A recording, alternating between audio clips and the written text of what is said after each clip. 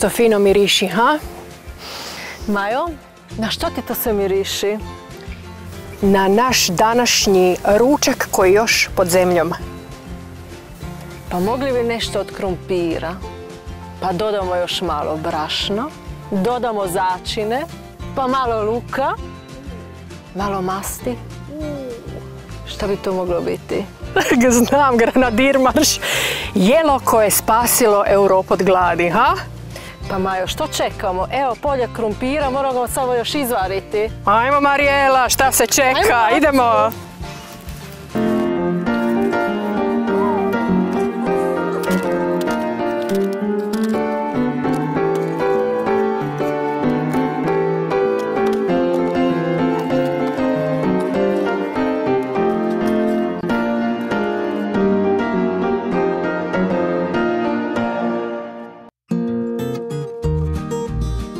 Šta ćemo? Majo, evo ja ću pripremiti tijesto za naš granatir marš. Ti možeš u to vrijeme već oguliti krumpir. Ok, meni krumpir. Izvoli. Super. Tanko ili debelo, ili štedimo ili ne štedimo? Pa najbolje čim tanje da oguliš da imamo više krumpira. Da, po tome su se nekad domaćice razlikovale od rastrošnih i one koje su bile prave, štedljive, što su tanko gulile krumpire. A zapravo je priča o krumpiru vrlo neobična. Šta nije? Gle, bio je u Južnoj Americi hrana bogova. Dobro. I onda u 16. stoljeću, kad su ga donijeli u Europu, postao je hrana siromašnima. A zapravo ono što je najzanimljivije je i paradoks da u početku, obzirom da je trebao krumpir spasiti Europu izmučenu ratovima gladi, ljudi ga nisu prihvaćali, nego su ga zvali đavoljskom biljkom. Stvarno? Zašto? Zato što su jeli samo cvjetove gornje. Pa je kao više služila za magiju. Nisu shvatili da je ono što bi se trebalo jest zapravo gomolj. Međutim, zgodno je kad je zapravo krenuo spašavati Europu od gladi. Ljudi su ga tako na mala vrata, nekad milom, a nekad i silom prihvaćali, pa je došlo do toga čak da je recimo pruski car Fridrih Veliki kažnjavao nesađenje krumpira odsjecanjem noseva ili ušiju.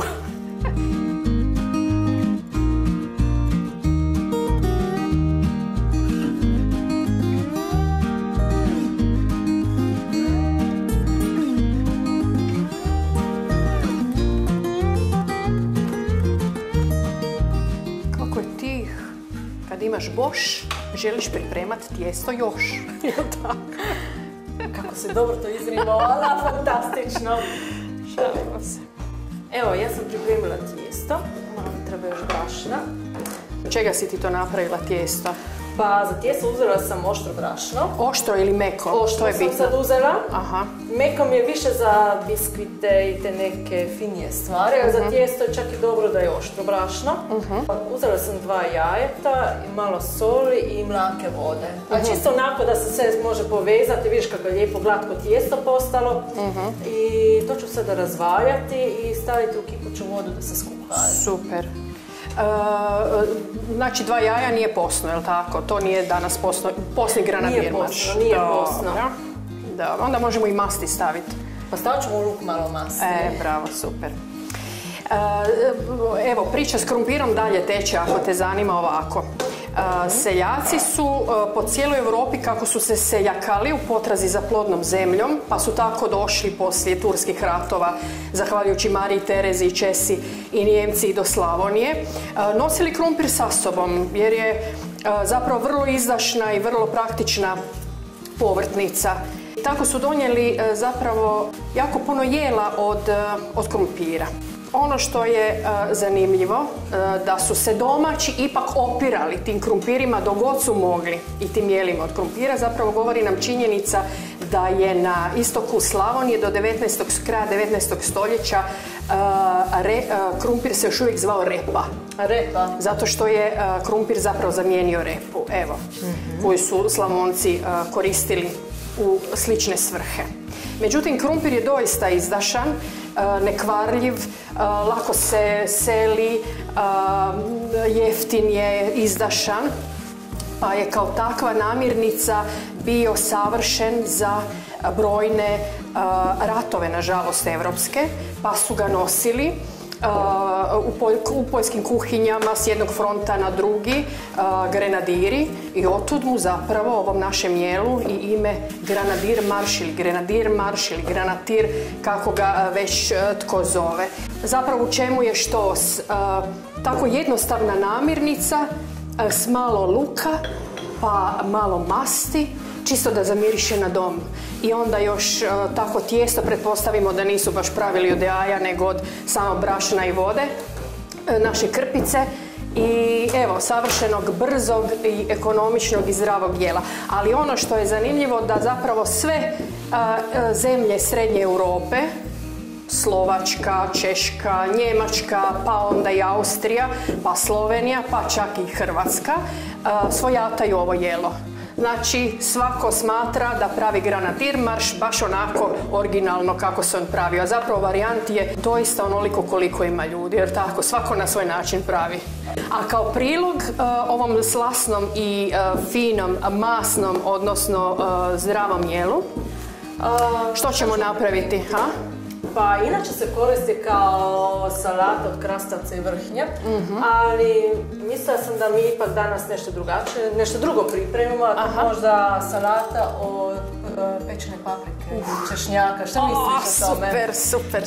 Papriku ćemo kasnije staviti da se peče. Dobro. Ja ću još izrezati naše krpice. Izvrsno. Ti si sa krumpirama skoro pa gotova, da ćemo isto staviti, isto kuhati. Bravo. I tako korak po korak dođemo do našega jela. Ali moramo još ispričati jednu zanimljivu priču. Prvo da se prisjetimo koja sve znaš jela od krumpira, da čujemo. Prošlo mi je pa napadne. Što ti pripremaš? Pa to su zapravo knedle sa šljivama od krumpirovog tijesta. To od krumpirovog tijesta, dobro. Od krumpirovog tijesta. Dobro. Što još od krumpirovog tijesta? Što možemo još šupfnude praviti? Bravo. Sa puno prženim prezlama, krušnim mrvicama. I gdje se još, što su još Česi naučili Slavonce, kamo stavljati, u koje tijesto krumpir? U koje? Evo, kad se priprema kruh. Da bude mekaniji i da duže može zapravo ostati svjež. Ne kažem da su to baš Slavonci objeručke prihvatili, ali danas, evo, i to postoji u Slavoniji, dakle, netko i to radi. A ja mislim da se to još rijetko može pronaći, neko stavi baš krumpir u kruh. U kruh. Rade Česi u Požeškoj okolici Kaptola, gdje ih ima jako puno i danas to rade.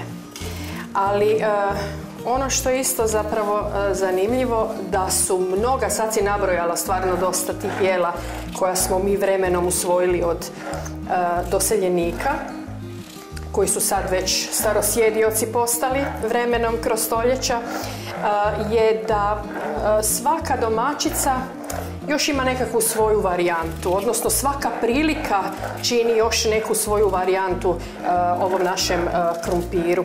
Recimo, bake su znale kad bi odrasli i radno sposobni otišli na polja, one ostale pripremati ručak i brinuti o najmlađoj djeci, svojim mezimcima od tog tijesta krumpirovog odvojiti onako komadić i onda bi ga spljoštili rukama kao pljacke i ispekli na plotni.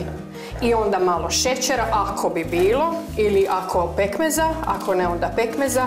I evo ti savršene slastice za djecu. U trenoka. Usput, dok se pripremaju recimo šufnudle ili knedle.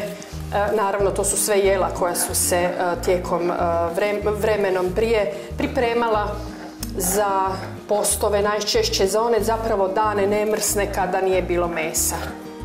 Zapravo krumpir je tu jako puno pomogao u tim dnevnim menijima kada se meso nije jelo, a to je bilo svaki dan osim četvrtka i nedjelje.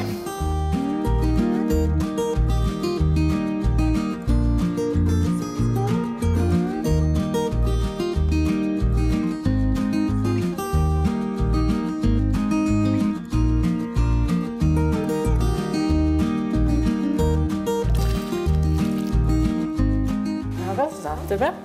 Malo ćemo posoliti.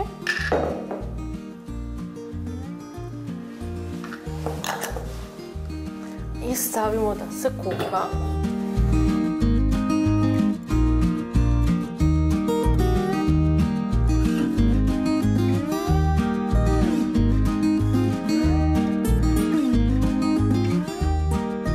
Eto, znači krumpir se kuha, vodu za tijesto smo stavili da se isto kuha. Majo, ti možeš, baš sam to htjela reći. Ja da plaćem zajedno. Ne, ti možeš znači ogulite, ja ću ga rezati, ili može tako? Može. Eto, dogovoreno.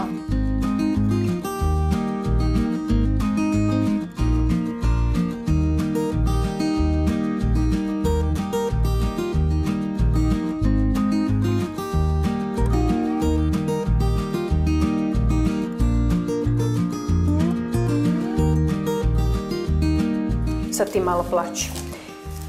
A ja ću očistiti češnjak. Zamirišat ću ruke češnjakom za našu salatu pečene paprike. Moramo kasnije staviti papriku da se peče.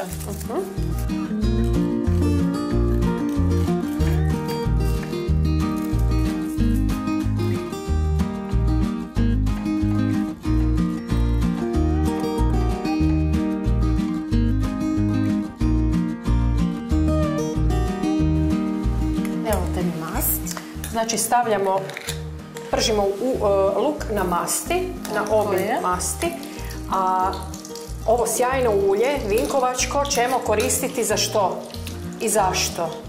Pa sunce vinkovačko ulje je nerafinirano ulje zapravo i postupkom hladnog prešanoga dobili smo tako kvalitetno ulje. Vidiš samo po boje kako je zlatno.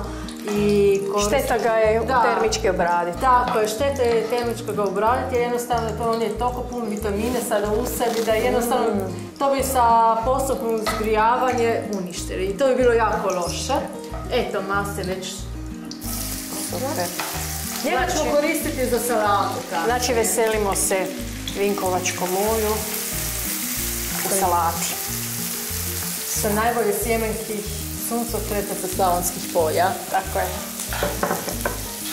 Eto. Ja ću naša krtica staviti da se kuha. Dobro.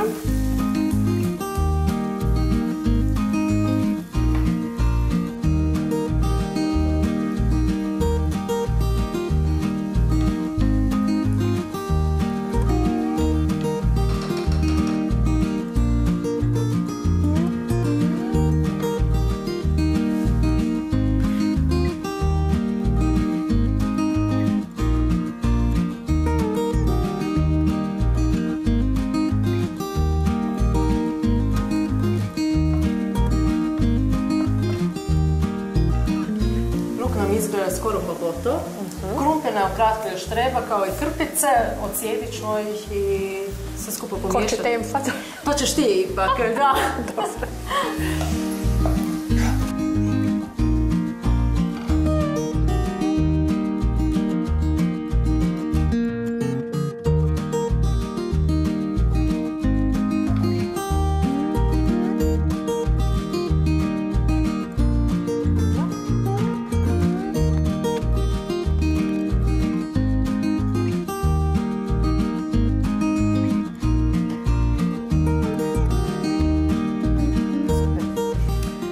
Majo, ovo stvarno već savršeno izgleda. I miriši. Tijesto ću ti sad još dodati. Dobro. Ti ćeš to lijepo promiješati. Znam, malo te jako tu sada zapošljavam. Malo nam je i mala posuda. Moraš pažnje. Gladni smo, oči su nam gladne. Super. Ima još malo. Ja ću na kraju začiniti i onda nam fali samo još salatica. Bravo. Evo ga, izvoli. Od začina ću sam tipične klasične začine staviti papa, sol i crvena paprika. Super.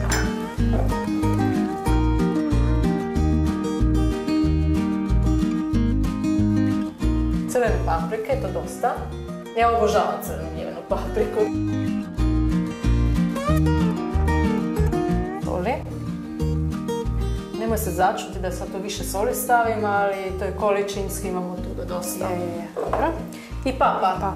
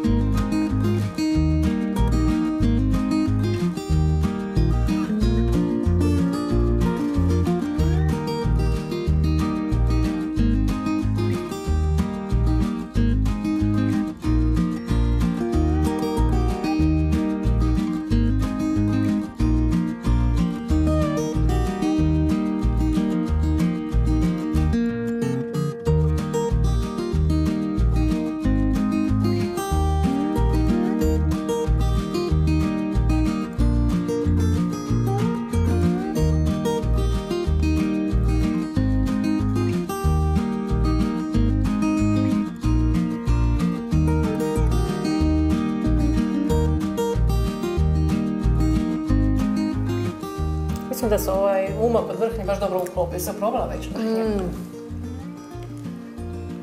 Savršeno.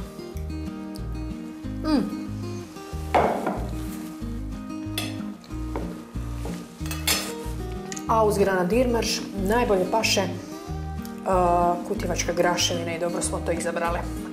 Živjela. Živjeli.